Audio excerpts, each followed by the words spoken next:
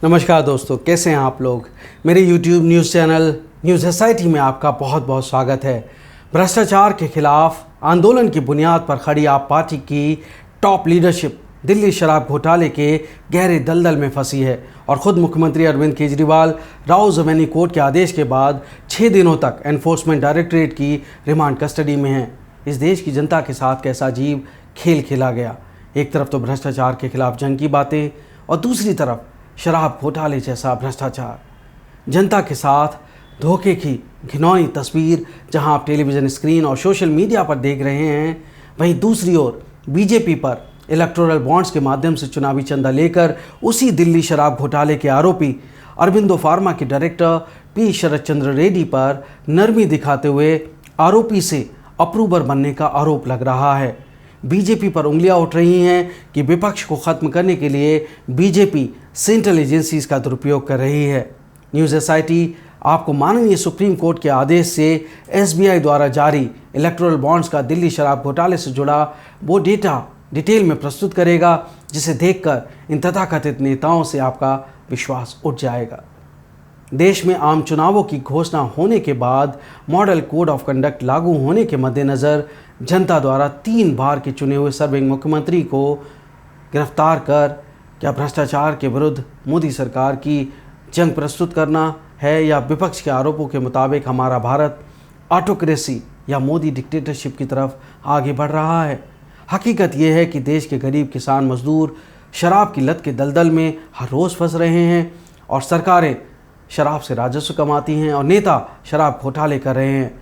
कभी देश के सैकड़ों लोग शराब पीकर मर रहे हैं। मर्द जब घर आता है तो घर की औरतें और बच्चे तिल तिल मर रहे हैं। हमारे प्रजातांत्रिक देश में सबसे बड़ा शराब घोटाला तब होता है जब चुनाव आते हैं और ये तथाकथित नेता गुपचुप फ्री शराब बांटकर इन किसानों, नौजवानों और मजदूरों के वोटों पर डकैती डालते हैं। बहरहाल हम बात करते हैं सबसे पहले आप पार्टी के नेता और दिल्ली के मुख्यमंत्री अरविंद केजरीवाल की गिरफ्तारी के बाद चर्चा में आए हैदराबाद के फार्मा कारोबारी अरबिंदो फार्मा लिमिटेड के डायरेक्टर पी शरद चंद्र रेड्डी की। ये शख्स ऐसा शातिर कारोबारी है जो पॉलिटिकल पार्टियों को अपनी जेब में रखता है, बड़े बड़े नेताओं को अपने व्यवसायिक हितों के लिए चुनावी चंदा देकर खरीद लेता है। भारत में दवाइयों की ये कंपनी अरबिंदो फार्मा 150 देशों में दवाइयाँ एक्सपोर्ट करती है। अरबिंदो फार्मा ने किन किन पॉलिटिकल पार्टीज़ को इलेक्टोरल बॉन्ड्स के माध्यम से करोड़ों का चुनावी चंदा दिया, वो तो अब सुप्रीम कोर्ट के आदेश के बाद चुनाव आयोग को सार्वजनिक करना पड़ा।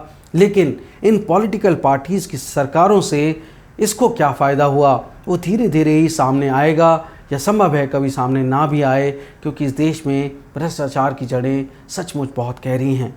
तो शरद चंद्र रेड्डी को प्रधानमंत्री मोदी के नेतृत्व वाली भारत सरकार की प्रमुख एजेंसी एनफोर्समेंट डायरेक्टरेट ने दिल्ली में शराब घोटाले में 11 नवंबर 2022 को गिरफ्तार किया। अरबिंदो फार्मा के डायरेक्टर शरद चंद्र रेड्डी को उस तथाकथित साउथ ग्रुप का हिस्सा बताया गया जिसने दिल्ली शराब नीति को बदलवाने के बदले आप पार्टी के पूर्व कम्युनिकेशन इंचार्ज विजय नायर को 100 करोड़ रुपए रिश्वत दी। मुख्यमंत्री अरविंद केजरीवाल पर ईडी ने कोर्ट में दायर चार्जशीट में आरोप लगाया था कि दिल्ली शराब घोटाले के मुख्य आरोपी समीर महेंद्रू से फेस टाइम वीडियो कॉल पर अरविंद केजरीवाल ने समीर महेंद्रू से कहा था कि Vijay Nair is my guy, you can trust him. मतलब विजय नायर मेरा आदमी है, आप उस पर विश्वास कर सकते हैं। तो अरविंद केजरीवाल को किंग पिन बताया गया।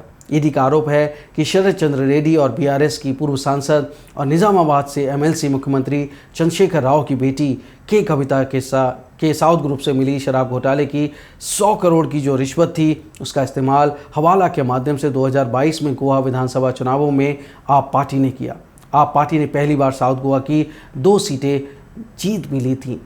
इलेक्टोरल बॉन्ड्स के माध्यम से चुनावी चंदे को जुटाने के लिए जहां कांग्रेस और विपक्ष ने भारतीय जनता पार्टी पर ईडी, इनकम टैक्स और CBI जैसी सेंट्रल एजेंसीज का दुरुपयोग कर उगाही का आरोप लगाया, वहीं मोदी सरकार में गृह मंत्री अमित शाह ने एक टेलीविज़न चैनल पर दिए हालिया इंटरव्यू में इलेक्टोरल बॉन्ड्स को ब्लैक मनी के खिलाफ एक बहुत बड़ा हथियार बताया था। तो अब बात कर लेते हैं उन आरोपों की कि कैसे पी शरद चंद्र रेड्डी आरोपी से ईडी का अप्रूवर बना और क्या उसे चुनावी चंदी के तहत राहत दी गई। तो शरद रेड्डी अपने पिता पीवीआर प्रसाद रेड्डी की खड़ी की गई अरविंदो फार्मा में डायरेक्टर है। शरद चंद्र रेड्डी को ईडी ने 11 नवंबर 2022 को गिरफ्तार किया था। जैसा मैंने पहले बताया, गिरफ्तारी के ठीक 4 दिन बाद यानी 15 नवंबर 2022 को अरविंदो फार्मा ने 5 करोड़ के इलेक्टोरल बॉन्ड्स खरीदे और प्रधानमंत्री नरेंद्र मोदी की भारतीय जनता पार्टी ने इन इलेक्टोरल बॉन्ड्स को 21 नवंबर 2022 को ही एनकैश करा लिया।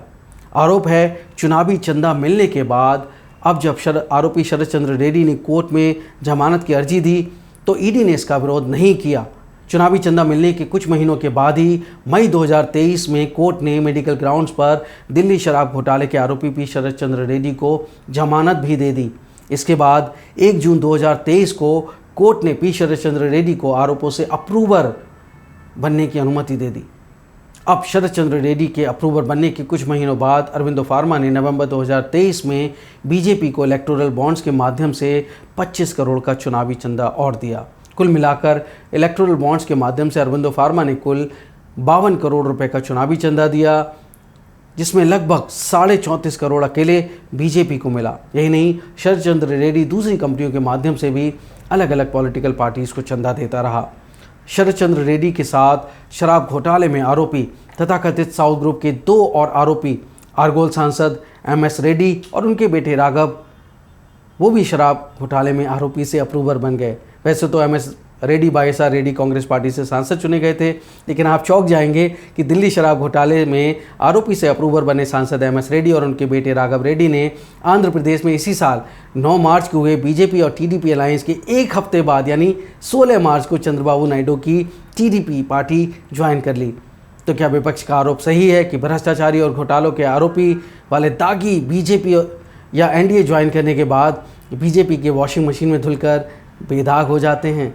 क्या विपक्ष का आरोप सही है कि बीजेपी सरकारी एजेंसियों का दुरुपयोग राजनीतिक फायदे के लिए करती है? क्या ED CBI सरकार के लिए उगाही का माध्यम है?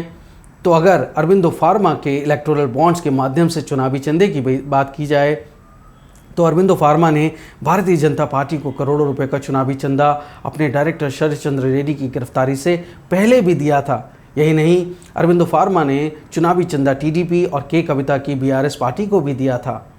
यानी अगर उदाहरण के लिए इलेक्टोरल बॉन्ड्स की बात की जाए तो अरविंदो फार्मा ने, सिर्फ एग्जाम्पल के लिए मैं आपको बताऊं कि 5 जनवरी 2022 को 1 करोड़ की राशि के 2 इलेक्टोरल बॉन्ड्स खरीदे, जिनके नंबर 9521 और 9522 थे। बीजेपी ने 2 करोड़ के इन बॉन्ड्स को 22 जनवरी 2022 को एनकैश कराया। इसके अलावा इसी कंपनी के बॉन्ड नंबर TL 7558, 7559, 7562, 7564, जिनकी राशि 1 करोड़ रुपए थी, बीजेपी ने 14 मई 2019 को एनकैश कराए। जहाँ एक तरफ शरद चंद्र रेड्डी की कंपनी बीजेपी को गिरफ्तारी से पहले चुनावी चंदा देती रही, वहीं दूसरी ओर चंदे की राशि गिरफ्तारी के बाद काफ़ी ज़्यादा नज़र आती है।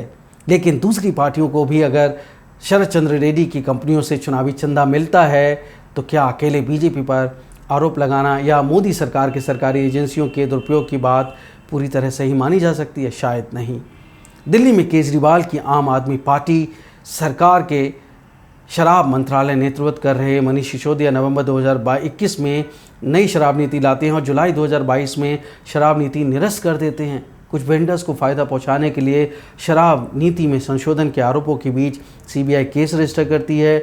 इन डीलर्स ने अपने फ़ायदे के लिए आप पार्टी को 100 करोड़ रुपए की रिश्वत दी।